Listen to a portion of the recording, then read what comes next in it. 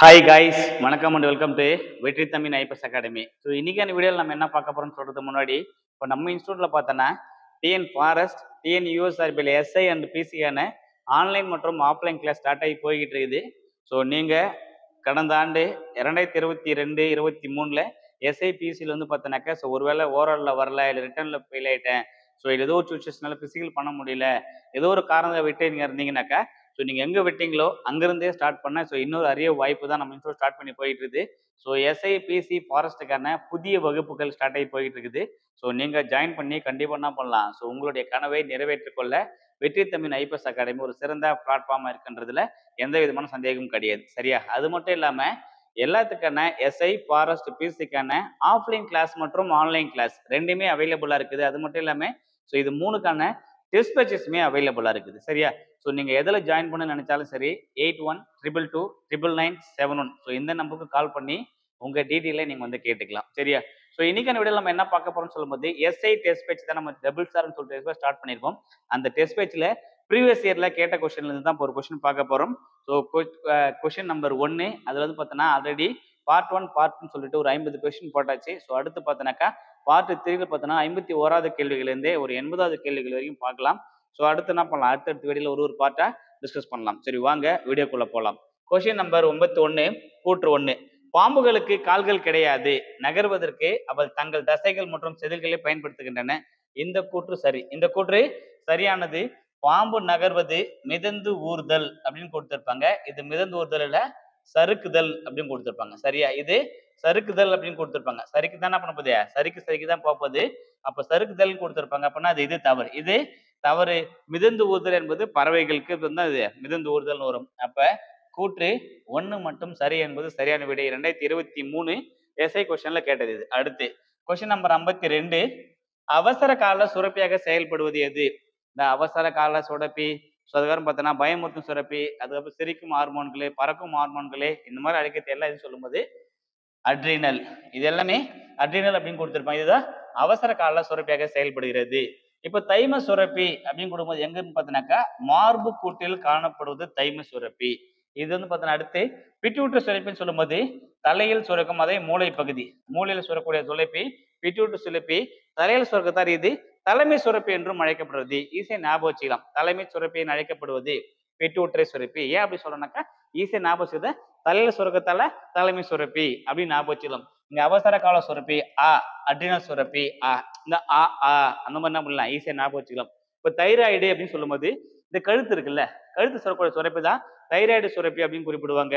இந்த தைராய்டு சுரப்பின்னு சொல்லும்போது அயோடின் 131 அப்படின்றது பார்த்தீங்கன்னா முன் கழுத்து கையில என்ற தைராய்டு என்ன பண்ணுவாங்க, சரி செய்ய பயன்படுத்துறாங்க. அடுத்து பாருங்க, ஹெலிகோபேக்டர் பைலரி என்னும் பாக்டீரியாவால் தோற்றுவிக்கப்படும் நோய் எது அப்படின்னு கேட்கும்போது ஸோ இந்த கொஸ்டினான சரியான விடை ஆப்ஷன் பி குடல் புண். குடல் புண்ணை ஏற்படுத்தக்கூடிய பாக்டீரியா தான் ஹெலிகோபேக்டர் பைலோரி என்று அழைக்கப்படுகிறது. சரிங்களா?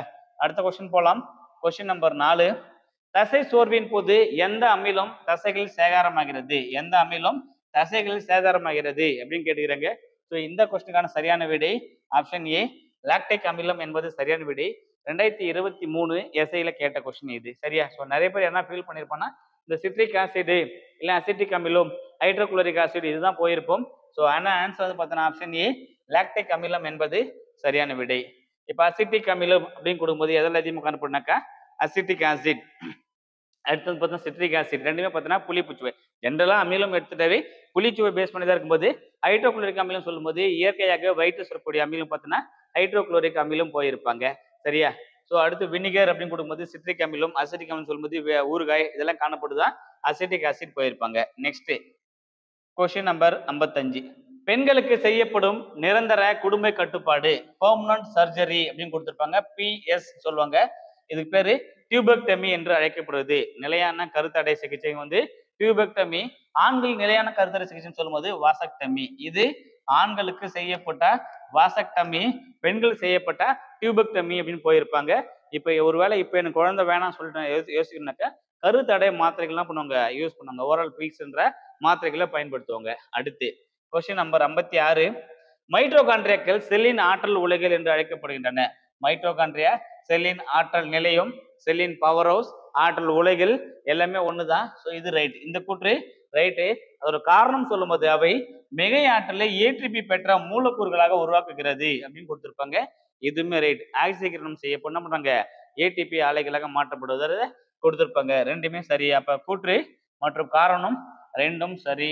Option C is right answer. கூற்று காரணம் இரண்டும் சரி. கூற்று காரணம் இரண்டும் சரி. கூற்று காரணம் ரெண்டுமே சரிதான். சரியா? அப்போ சி ஆன்சரும் அதே தான் வச்சுருங்க. டில ஆன்சர் அதே தான் இருக்கிறது. ரெண்டுமே ரைட்டு. அடுத்த கொஸ்டின் போலாம். Question number 57. உயிர் சத்து அப்படின்னு சொல்லும்போது கொய்யா பழத்தில் காணப்படுது உயிர் சத்துன்னு எடுத்துக்கலாம். அவகேடா அதிக அளவு கொழுப்பு உள்ள உணவு. அவகேடான்னு சொல்லுவாங்க. அதிக அளவு கொழுப்பு உள்ளது அவகேடா. ஸோ ஃபர்ஸ்ட் ரெண்டுக்கு வந்து பார்த்தோன்னா 1, ரெண்டுக்கு நேரம் 1 அப்படின்னு வரணும். அப்போ இது ரிஜெக்ட், இது ரிஜெக்ட். ஒன்று இதுவா இருக்கலாம் அல்லது இதுவா இருக்கலாம். ஸோ ஒன்று உயிர் சத்து சொல்லும்போது இரும்பு சத்து வராது. சீத்தாப்பழம் அப்படின்னு சொல்லும்போது நம்ம இரும்பு சத்து, சீத்தாப்பழத்தில் காணப்படுவது இரும்பு சத்து. அடுத்து கரோட்டினாய்டுகள் சொல்லும்போது கொழுப்பில் கரையும் நிறமி கரோட்டினாய்டுகள், கொழுப்பில் கரையக்கூடிய நிறமின்னு போயிருப்பாங்க. உயிர் சத்து கொய்யா. அப்போ 4, 1, 2, 3, 4, 1, 2, 3.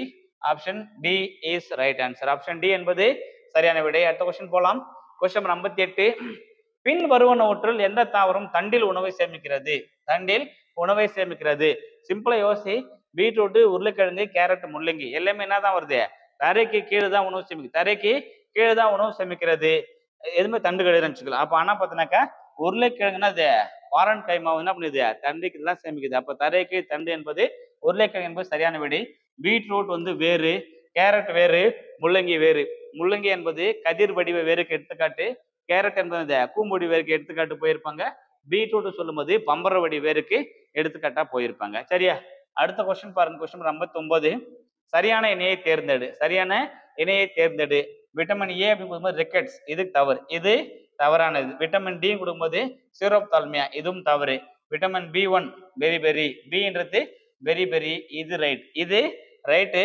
விட்டமின் B2 சொல்லும்போது ஸ்கர்வி, இது ஆக்சுவலானது இது சிக்கு வரும். அப்ப இதுவுமே தவறு. Option C is right answer. அடுத்த கொஸ்டின் பார்க்கலாம். Question number 60. எலிசா சோதனை மற்றும் வெஸ்டர்ன் பிளாட் சோதனை எந்த நோய்க்கான பாதிப்பு கண்டறிய பயன்படுத்தப்படுதுன்னு சொல்லும்போது AIDS. AIDS is a deadly disease அப்படின்னு சொல்லிட்டு அழைக்கப்படுகின்ற இந்த எய்ட்ஸுக்கான தடுப்பு கண்டுபிடிக்கிற சோதனை தான் எலிசா டெஸ்ட் மற்றும் வெஸ்டர்ன் பிளாட் டெஸ்ட் வந்து போயிருப்பாங்க. சரியா? ஸோ அடுத்து பாருங்க. Question number 61. மாலைக்கண் நோய் எந்த குறைபாட்டால் ஏற்படுகிறது? மாலைக்கண் சொல்லும்போது விட்டமின் ஏ. சரியா? விட்டமின் ஏ தான் மாலைக்கண் நோயை வந்து பார்த்தோன்னா கொடுத்துருப்பாங்க. அடுத்து விட்டமின் டி அப்படின்னு சொல்லும்போது ரிக்கெட்ஸ், விட்டமின் இ மலட்டுத்தன்மை, விட்டமின் கே இரத்த உறையாமை. அடுத்து போலாம். கொஸ்டின் 62. 5 உலக வகைப்பாட்டை முன்வைந்தவர் யார்? 5 உலக வகைப்பாட்டை முன்வைந்தவர் சொல்லும்போது ஆரிச் விக்டேக்கர், இவர் தான் இருப்பாங்க 5 உலக வகைப்பாட்டு முறையை முன்வைந்திருப்பாங்க. இப்ப அரிஸ்டாட்டில் சொல்லும்போது வகைப்பாட்டின் தந்தை அரிஸ்டாட்டில் 2ஆ வகைப்படுத்திருப்பாரு. விலங்குகளின் தந்தை அவர் தான். ஸோ உயிரினங்களை 2ஆ வகைப்படுத்துது விலங்குலகம், தாவரம் 2ஆ வகைப்படுத்துது யாருன்னு பார்த்தீங்கன்னா அரிஸ்டாட்டில் பண்ணியிருப்பாங்க. அடுத்த கொஸ்டின் பாருங்க. கொஸ்டின் 63. மரபியலின் தந்தை யார்? மரபியலின் தந்தை என அழைக்கப்படுபவர் யாருன்னு சொல்லும்போது Gregor Johann Mendel. Gregor Johann Mendel என்பது சரியான விடை. இவர் தான் இருப்பாங்க மரபியலின் தந்தைன்னு போயிருப்பாங்க. சார்ல்ஸ் டார்வின் அப்படின்னு கொடுக்கும்போது இவரும் இருப்பாங்க சார்ல்ஸ் டார்வின்னாக்கா இப்போ பரிணாம வளர்ச்சி கோட்பாடு சொல்லும்போது சார்ல்ஸ் டார்வின் கொடுத்திருப்பாங்க. எட்வர்ட் ஜென்னர் அப்படின்னு கொடுக்கும்போது முதல் இருப்பாங்க தடுப்பூசி என்ற வார்த்தையை பயன்படுத்தி அவர் தான் பெரியம்மைக்கான தடுப்பூசி கண்டுபிடிச்சது எட்வர்ட் ஜென்னர் தான். லூயி பாஸ்டியர் சொல்லும்போது வெறுநாய் கடிக்கான மருந்து கண்டுபிடிச்சது அவர் தான். நொதித்தல் செயலை கண்டுபிடிச்சதும் அவர் தான். அடுத்த கொஸ்டின் போகலாம். கொஸ்டின் 64. பின் வருவனற்றுள் வைரஸால் உண்டாகும் நோய்கள் அவை. ஸோ வைரஸால் உண்டாகும் நோய்கள் எதுன்னு கேட்குறாங்க. பெரியம்மை வைரஸ் தான், போலியோ வைரஸ் தான், COVID-19 வைரஸ் தான், டிபி காலரா இது ரெண்டுமே என்னது பாக்டீரியா. இது ரெண்டுமே பாக்டீரியாவால் ஏற்படக்கூடிய நோய். விப்ரியோ காலரா என்ற பாக்டீரியாவில் ஏற்படுகிறது காலரா நோய். டியூபர்குலோசிஸ் மைக்கோபாக்டீரியம் என்பது டிபிக்கான நோய். இது ரெண்டுமே பார்த்தோன்னா பாக்டீரியா நோய். இது 3 தான் வைரஸால் ஏற்படக்கூடிய நோய். அப்போ ஆப்ஷன் பி 1, 2, 3 என்பது சரியான விடை. அடுத்த கொஸ்டின் போலாம். Question number 65. சோயாபீன்ஸில் அதிகம் உள்ள ஊட்டச்சத்து எது? கொஸ்டின் கேட்டிருப்பாங்க ஆல்ரெடி.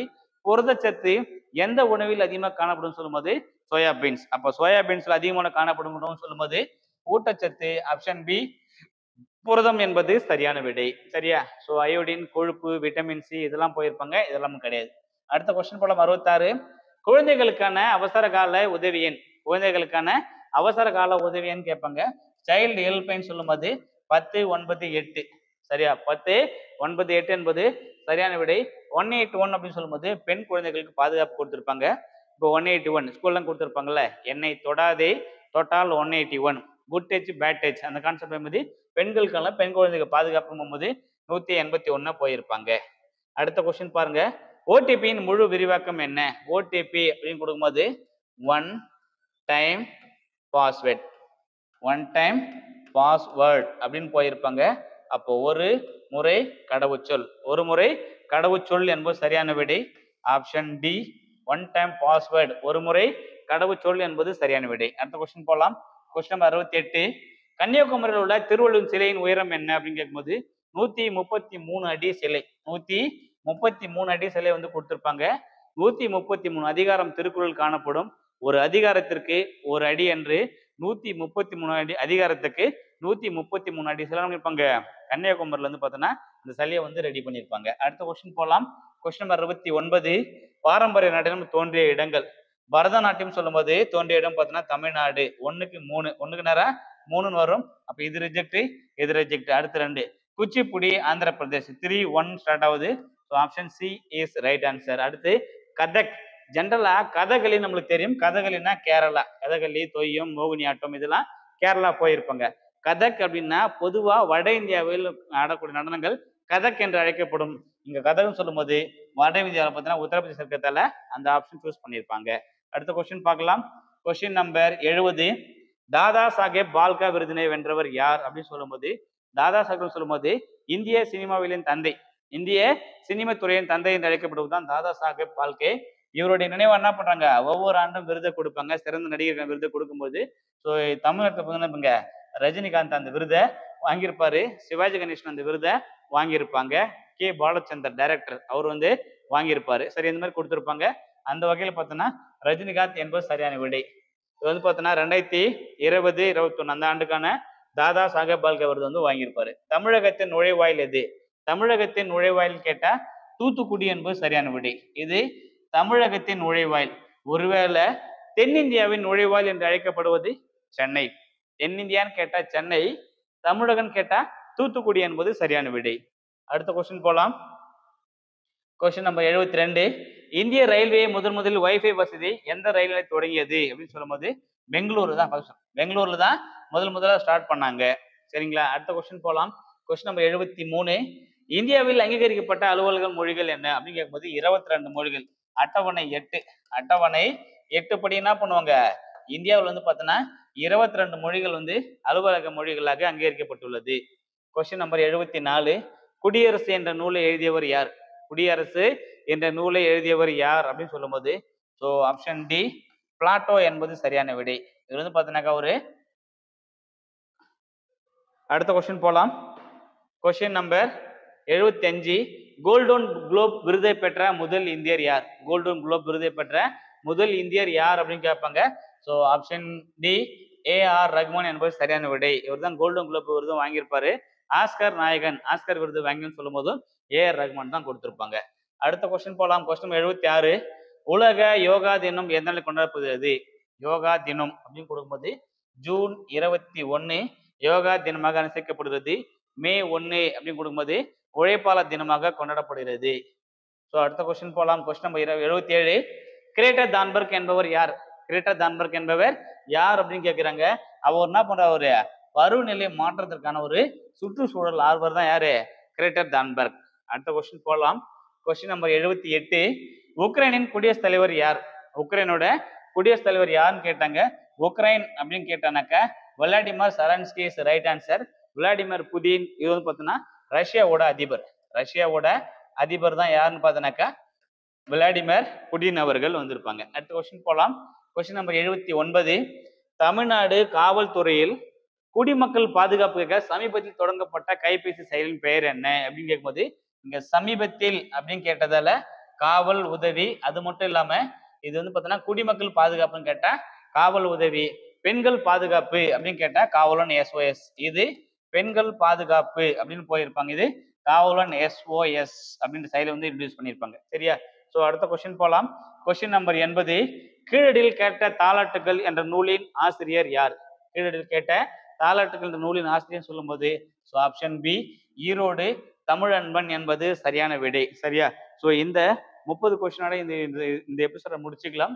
சரியா? ஸோ இதுக்கப்புறம் வரக்கூடிய இந்த 81ல இருந்து 100 வரைக்கும் 10 தமிழ் கொஸ்டின், 10 இங்கிலீஷ் கொஸ்டின், ஒரு 10 சைக்காலஜி கொஸ்டின், 110 கொஸ்டின் ஒரு வீடியோவும், 110 11ல இருந்து 140 வரைக்கும் பார்த்தீங்கன்னா இன்னொரு வீடியோவை என்ன பண்ணலாம்? ஸோ 4 பார்ட்டா பிரிச்சு நம்ம இந்த கொஸ்டின்ஸை பார்க்கலாம். சரியா? ஸோ இன்னொரு பார்ட்டு இன்னொரு வீடியோவோட ஸோ இன்னொரு கண்டென்ட்டோட உங்களை மீட் பண்றோம். ஸோ உங்களுக்கு ஏதாவது டவுட்ஸ் இருந்ததுதான் சரி, இல்லை அட்மிஷன் சார்ந்தோ, இல்லை வேற என்ன டவுட்ஸ் இருந்தால் அட்மிஷன் சார்ந்தோ, இல்லை ரிசல்ட் சார்ந்தோ, இல்லை பிசிக்கல் சார்ந்தோ வேற டவுட் இருந்தாலும் சரி, டிஸ்கிரிப்ஷன் தெரியுற நம்பருக்கு கால் பண்ணி உங்க டீட்டெயில்ஸை நீங்க கேட்டுக்கலாம். ஸோ தொடர்ந்து இணைந்திருங்கள், பயணிப்போம். அரசு அதிகாரிகளே, வெற்றி தமிழ் ஐபிஎஸ் அகாடமியுடன். நன்றி, வணக்கம். Thank you so much.